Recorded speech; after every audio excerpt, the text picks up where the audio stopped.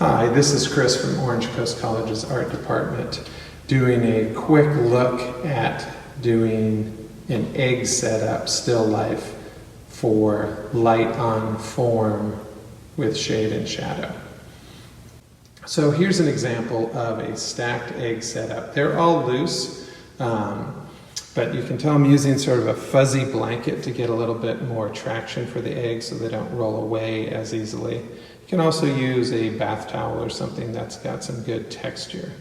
A sheet or a straight table, you might need to either glue the eggs together or throw a bunch of thin rubber bands on the surface to keep them from rolling around.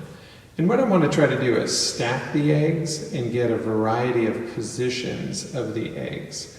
And in particular, I'm looking for how light bounces from one egg to the next. So you can see how the light bounces here and then back into that surface.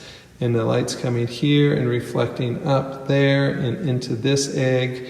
We're getting, because I've got some separation and I've got the eggs sort of in a line coming from the light source here, I'm finding a lot of opportunities to bounce light around between the eggs. I'm also looking for the occlusion shadows where they're coming together, as well as cast shadows. So we've got a nice cast shadow from that rightmost egg. This egg is mostly in cast shadow with a little sneak of light coming in. And that's a opportunity to explore all the different facets of light on form. So we're looking for that soft center light.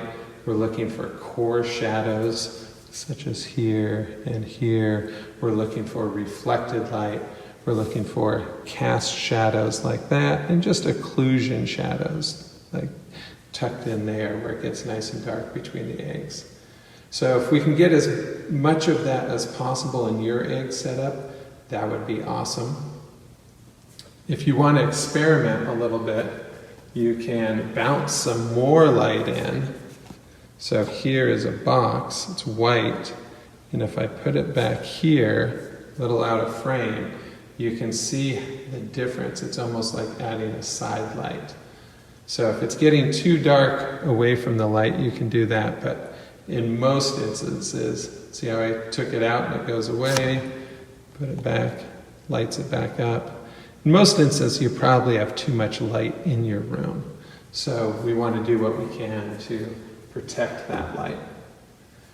So now it's your turn.